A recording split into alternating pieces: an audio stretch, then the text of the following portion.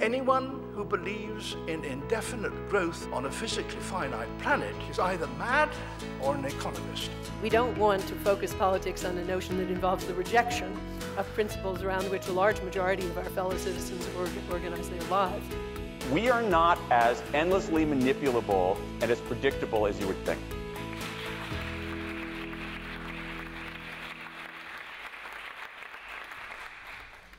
Liverpool's International Garden Festival, I mention it because it's seen by many people as the event which kick-started the idea of cultural or culture-led regeneration.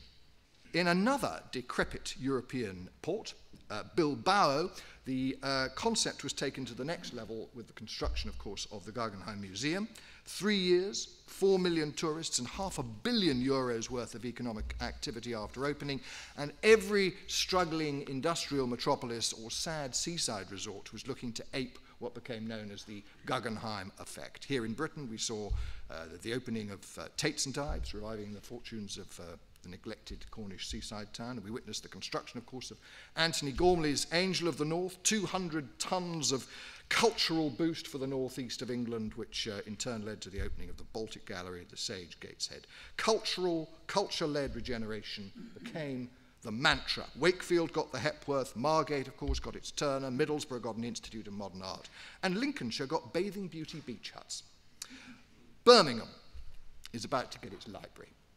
A £188.3 million cultural centrepiece for a redeveloped city centre. So what is the regenerative potential of these massive culture-led regeneration projects? Do they really bring the social renewal that some have claimed for them? Just as the Guggenheim has divided opinion, denounced by some as a symbol of cultural imperialism, a sort of middle-class intellectual folly that's been sort of plonked on a working class community. So there have been voices arguing that some of Britain's cultural developments reflect the fancies and prejudices of a metropolitan elite rather than being true to the character of the community where they are. So that's it. Without further ado, I think we should welcome our first speaker, Brian Gambles. Brian is the man behind the library. He's led the cultural strategy for Birmingham, and his major task, of course, has been directing the library project. He is passionate about the need for radical change in the library service to secure its position, as he puts it, in the 21st century urban landscape. Ladies and gentlemen, Brian Gambles. Good. Well, thank you very much for that introduction, and thank you for being here and being interested in the Library of Birmingham. A recent article in The Spectator assessed one of Birmingham's problems as being the natural modesty and refreshingly unassuming nature of its population. And fortunately for you, I'm not a Brummie, and therefore I can be both immodest and assuming. Because what I believe we have here is one of the most significant cultural projects in Europe at the moment, and a project that we're setting the stakes and the challenge very high to change the face of the UK's second city, culturally, physically, socially, economically, for the better. I start with Birmingham because it starts for me with the needs of the city. It's a city of 1 million people, capital, unofficially perhaps, of an urban hinterland of over 5 million people, a city with a very proud manufacturing tradition, but in many ways that's now behind it, and in need of the sort of constant regeneration that many urban centres require. Its population has a couple of characteristics which are critical for the formation of a library service fit for the new century. One is its diversity. Outside Amsterdam, it's Europe's most diverse city, and it's also Europe's youngest city. The percentage of population below the age of 35 is higher than any other city, which is not to say we don't have the problems of an ageing population presenting themselves, but the challenges and opportunities that a youthful city presents to a library service are not inconsiderable. It's also an extraordinarily cultured city, as I found when I moved there 25 years ago, intending to stay for 5 years, and I was seduced and have remained so ever since. The high-quality cultural offer from the opera, the ballet, the country's oldest working cinema, the Electric Cinema, the country's single most popular theatre, the Hippodrome, and the CBSO perhaps is most acclaimed international cultural offering. But the grassroots culture, the diversity of grassroots culture as well, is what makes Birmingham tick. But it has its challenges and problems for the new century, and that really is where I think the library needs to come in and where I think its key selling point is. And some of those problems relate to literacy, they relate to health, they relate to skills. 20% of the adult population being functionally illiterate, over 10% would declare themselves to be in poor health and with poor management of their lifestyle. And a population, an urban population of young people, as I said earlier, who have been harder hit than in any other city in the UK by recession. The skills base is something that we should and can be aspiring to improve. And I set that context out not so much to occupy the first half of what I want to say, but I think the needs of the city are paramount in defining where the library fits in. And where I think libraries do fit in is that I believe that libraries are and need to be political, not party political and not politically neutral either. That what we're aspiring to achieve is very much a socio-political agenda. What we're trying to change is the value that people attach to public realm, that people attach to public space. The library is part of the public realm of the city and not a closed institution.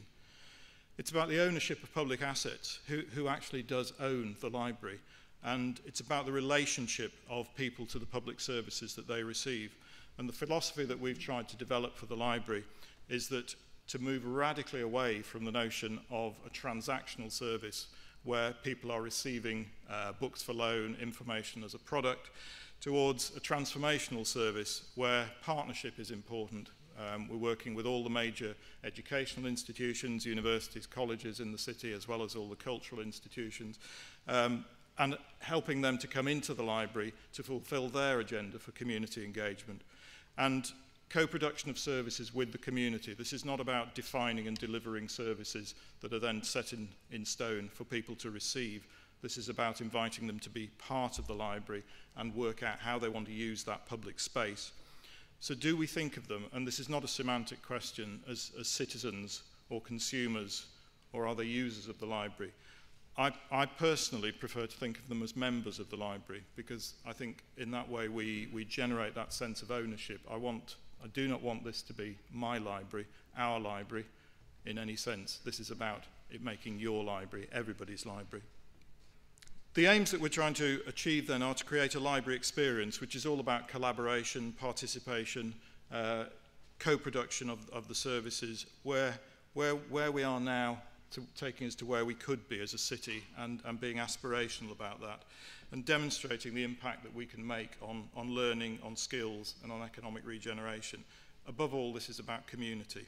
And in doing that, we're trying to a couple of examples perhaps will help. We've encouraged our construction partner, Carillion, to work closely with us and put community at the heart of what they're doing. So not just building the library, they're helping to build the community, creating new local job opportunities, creating apprenticeships, creating work for the homeless. The fact that over 20 homeless people have been given work on the library site, I think is a fabulous testimony to that sense of community and empowerment that we're trying to achieve.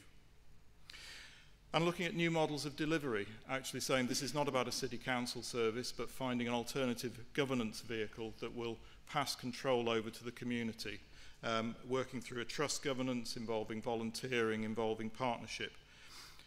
And finally, how can we transfer some of those lessons to other cultural institutions, looking at the way we're identifying community needs, establishing that broad range of cultural partnerships, not trying to work on our own. Genuine engagement with the community, and the capital project has to start it all off. This, despite what I hope you like the images, but it's not about the building. This is about people and what happens to people when they come inside the library. Thank you.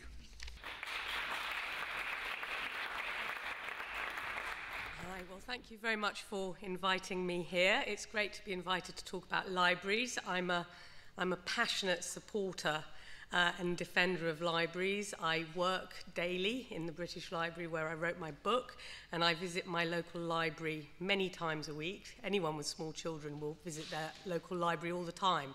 All the singing groups on offer, all the community groups on offer for any parents with young children. To me, libraries are doing so much, which is at the heart of the community already. So I'm just a little bit worried by that phrase, library change, because it seems actually that library change is synonymous for many people at the moment with library closures. So I hope very much that this Library of Birmingham project is also tapped into the local library network in Birmingham, and that no much loved and much needed local libraries in Birmingham are going to be closing. But I want to move on and talk more widely about this notion of cultural imperialism, and I want to talk about regeneration, and the phrase that was used when I was first told about this event tonight is that we were going to discuss a flagship regeneration project. And that's a phrase actually that sort of strikes a little bit of fear into my heart, because I've written about a lot of flagship regeneration projects over the last 10 years, like Liverpool One, the very large open-air shopping complex of 34 streets, 43 hectares in the heart of Liverpool, Cabot Circus in Bristol, very similar kind of place, Westfield Stratford City, the gateway to the Olympics. The key point about these places is that they're very large parts of the city which are no longer part of the public realm. They are privately owned, privately controlled, and policed by private security. These are not democratic spaces as we understand them, and this model has actually increasingly creeped into the way that we're constructing our towns and cities today. Now, the Library of Birmingham, I'm told, is a genuinely public space, but it is also subject to another phenomenon, which is that of the private management of places. So the city council may own the land, but they pass the control of the place over to a business improvement district, which is a private company paid for by the local businesses in the area to manage and run the place to meet the needs of those businesses. And the guiding principle of both business improvement districts and the private places that I talk about a lot is clean and safe. And apparently this is what everybody wants. They want clean and safe places. Well, what does clean and safe really mean? It means very high levels of sanitation, uniformed cleaners and this sort of state-of-the-art sanitation equipment, and high security, private uniformed guards, CCTV covering every inch of the site, as I was proudly told in Liverpool One. And most important of all, restrictions on access and behaviour. There's a whole list of things you are not allowed to do in these places, ranging from taking photographs, rollerblading, skateboarding, all the way to political protest. And that's actually a central point, because that's at the heart of it. You can see that these places are not truly democratic places. Now, I've done a lot of work on this sort of environment. I just quickly also want to talk about the big vogue we saw over the previous decade for these iconic projects, very often led by a big gallery. Mark gave you a rundown of some of the galleries across the country, the Turner in Margate, Tates and Ives. And some of these iconic projects have been very, very problematic. I want to point particularly to the Pop Museum, the late lamented Pop Museum in Sheffield, which has now closed. And I want to also point to a place called The Public in West Bromwich, where I was invited to do a talk a few years ago. And I mean, the problem very often with these places is you get this iconic building, you call in a star architect to provide a wonderful environment, and the idea is that this is going to raise aspiration of the local community, and somehow the sort of creativity created in this building and the wealth created around and the accompanying mixed-use development will trickle down and everybody will massively benefit. And what tends to happen is that you get this very jarring effect. You have this spaceship iconic project plonked into the middle of a city, which is actually very uncomfortable with it. And West Bromwich, sadly, is actually one of the most stark examples of this, which is why I'm mentioning it. The project went £49 million over budget. The House of Commons Select Committee described it as a gross waste of public money, and it's half empty. When I went there a few years ago, it was really this sort of, you know, it was supposed to be these trendy live-work spaces above and all these theatre spaces, and, you know, the place was virtually empty. There was our little event, and West Bromwich is a seriously deprived place, you know, and it was just a very stark and jarring experience. But it's not a black and white debate. It is a nuanced debate. I mean, one of the best known examples of this sort of culture-led regeneration is Newcastle. And you have the Baltic Gallery, classic post-industrial converted building, and then you have the Sage Gateshead Music Centre, and those now characterise the quayside there in Newcastle. And, you know, I think they are much loved institutions now in the city. And yet there is this sense of a stage set on the quayside, and actually how much connection does that quayside have with the much more deprived communities behind the new apartments which have gone up? You know, behind there, how much connection does that have with people who live on the biker estate and in the deprived communities in Gateshead? And Newcastle is one of the most sharply polarised cities in the country, and actually this is a feature of all our towns and cities in the UK, this extreme division, this two-speed economy. So I think my biggest concern is that this flagship regeneration approach very often serves to accentuate that two-speed division.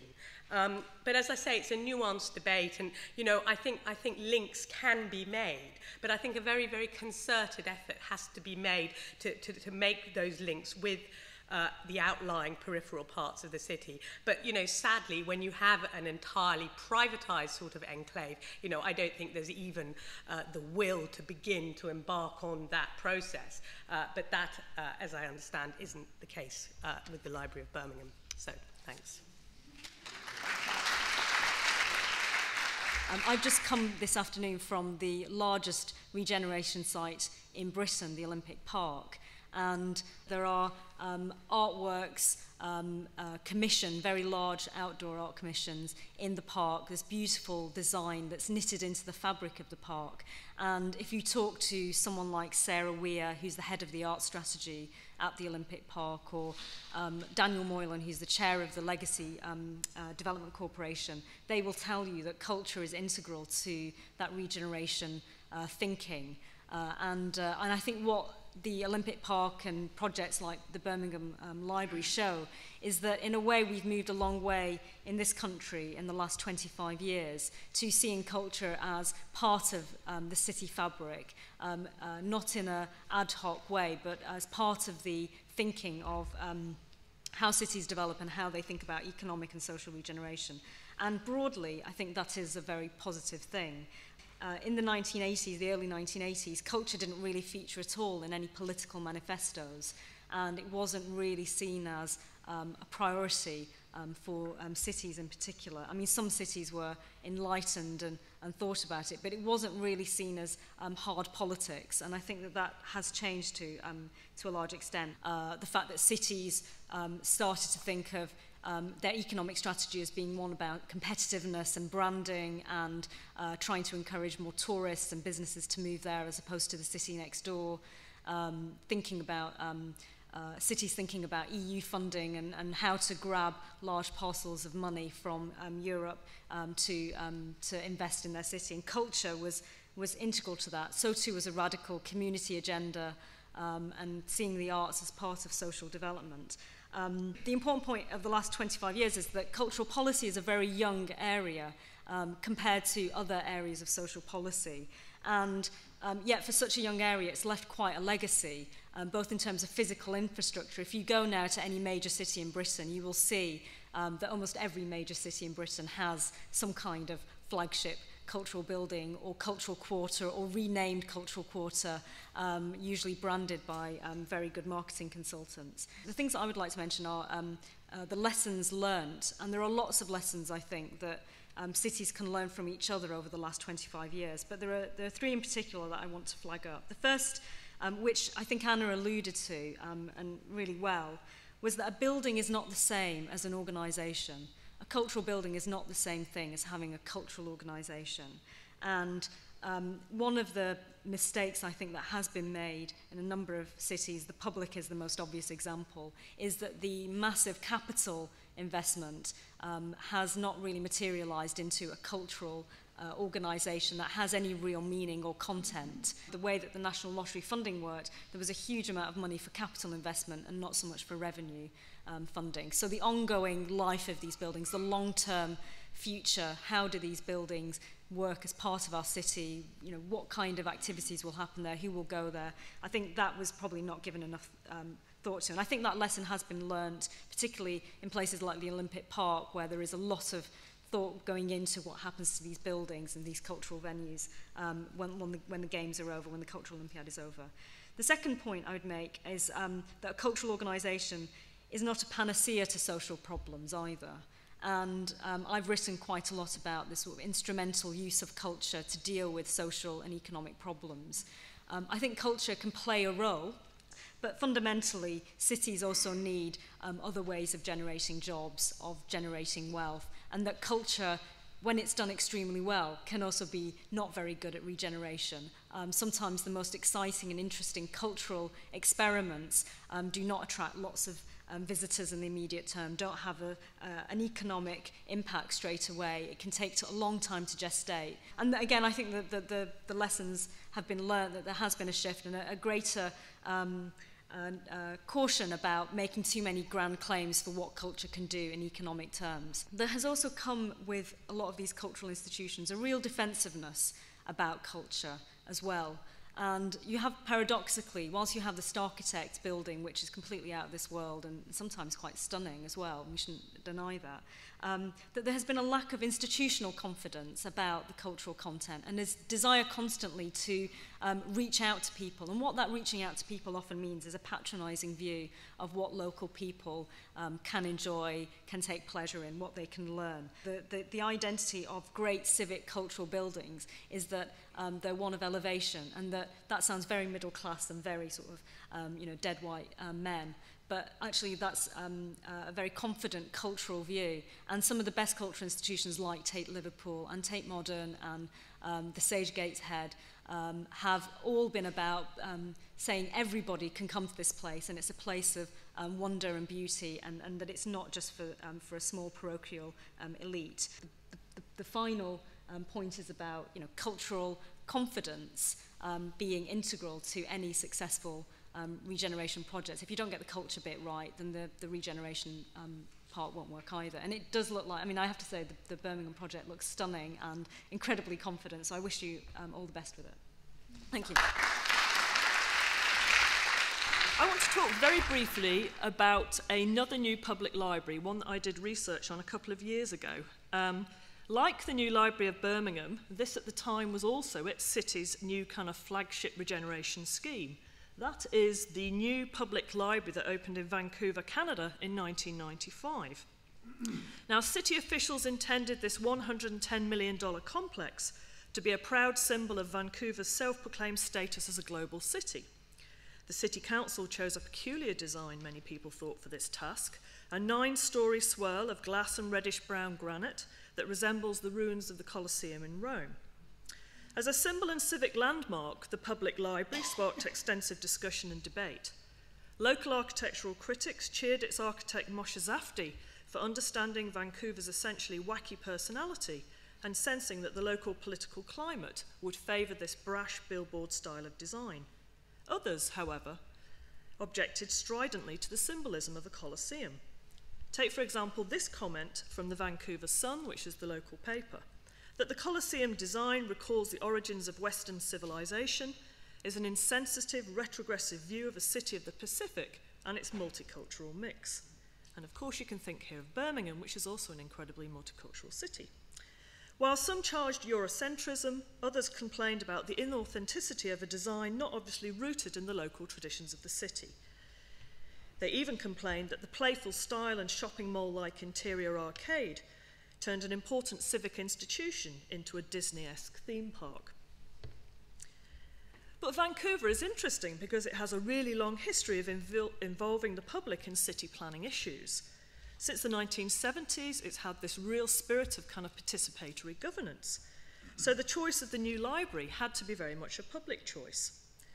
One of the councillors on the library selection panel explained, "This is a monument. I think a monument is something that has to be loved by the people, and one of the ways of creating that bond from the beginning is by involving them in the choice." So the Architectural Institute of British Columbia and the City of Vancouver held a formal architectural competition. They announced 3 finalists, and in 1992 they put 3 anonymous models on display both in City Hall, several community centres and shopping malls, as well as the old Central Library for public inspection. Along with these models was a detailed questionnaire. Over 7,000 people filled out the questionnaire, and 70% of those chose Zafti's Colosseum model, and a variety of kind of responses. Apparently, Moshe Zafti, though, found the public vote, quote, quite a traumatic experience. So to what extent the public actually influenced the final judgment is quite difficult to say, because the final deliberation was actually closed to the public. But given the strong local support for the Colosseum design, it would have been awkward for the competition committee really to do otherwise. Nevertheless, one of the University of British Columbia's architecture professors argued that the Colosseum design was popular because it was splashy, it was easy to read, but he felt quite clearly that the public didn't have enough information or enough kind of experience of the technicalities of architecture to make an informed choice. So there is something, obviously, to this kind of critique. Lay publics do not necessarily have the technical knowledge to make informed choices about things like building costs, building materials, the feasibility of the architecture, etc. The issue is whether architecture is strictly a technical matter that only experts are qualified to decide, or whether it's something the public can actually judge, and how to balance that kind of expertise against what we might call democratic participation. In the case of the Vancouver Library, the final decision was made by a selection committee made up of members of the library board, 3 professional architects and 3 publicly elected officials, but they were told that they had to take on board the public responses to the 3 finalists. Critics, however, still charged that Zafti had won through misrepresentation, through ersatz history, the Colosseum form playing to the gallery, the bread and surfaces crowd, which was crucial to the mock democratic selection, models being displayed in shopping malls and then collecting votes. But the very fact that there was so much public debate and controversy over this library represented a success. As a city councillor, a member of the competition panel, put it, "At least this building provokes passion and opinion. The worst thing we could have done is chosen something bland and safe." Much of this passion and public feeling was generated through the public consultation process itself, because different constituencies were engaged with the design. Now, as a geographer, I need to show a map. So this was the kind of positive bit of the story. The other side of the story, which I'm not going to go into in massive detail, I don't have time. Firstly, the library was deliberately and strategically located in the downtown east side as a beachhead for gentrification. And you can see here that Yale Town down here is a kind of the equivalent of Soho, of kind of Clerkenwell here. So lots of kind of loft living, live-work units. Most of that had already been gentrified. Gastown had been gentrified, the kind of Victorian part of Vancouver. Chinatown was gentrified because it was a tourist area. This part of downtown east side was full of homeless people, single-room occupancy hotels, full of ex-resource workers, many who were alcoholic, derelict, etc. All of this was displaced as part and parcel of this process. Secondly, the library became the first public library in North America to accept corporate sponsorship. This, of course, complicates the notion of a public library. Thirdly, the commercial street cum arcade attached to the library created a private space within a public library, which creates all sorts of strange conflicts. Public involvement in decision-making about culture-led regeneration schemes like the Birmingham Library is important, but it's more problematic, I think, in 21st century Britain. Under New Labour, it became a statutory requirement for community buy-in and ownership for big regeneration schemes. The result has been that planning contestation and conflict are now supplanted by what we might call a new consensus-based politics, which smothers conflict, it smothers dissent through choreographed processes of participation. Indeed, public participation is now big business in the UK. So those who do not agree with big culture-led regeneration schemes are cast aside as regressive, parochial. The dissenting public are represented as naive, unsophisticated, irrational, unreasonable, and sometimes troublemakers. Radical urban critiques, and this is the work that I do in academia, have themselves been regenerated out of existence, curdled into an alibi for gentrification. Ex-radicals have become frontline regeneration managers for local councils, others have even become developers. Architects and planners, not generally given to the language of gentrification, now level no audible objection, concluding if they can't beat them, they'd better join them. And all this in the face of a very limited evidence base on the value of culture-led regeneration for urban communities. So the fundamental question remains as to whether culture-led regeneration can be shown to have social benefits. What evidence is there actually of its transformative effects on cities, and in particular on the socially excluded or socially marginalised in urban society? We need to be careful that culture-led regeneration projects do not divert attention from the real causes of today's social problems and the tough solutions that might be needed to solve them, such as economic redistribution. We need to be careful not to overprivilege what people call cultural justice at the expense of socio-economic change. That's where I'd like to leave it. Thank you.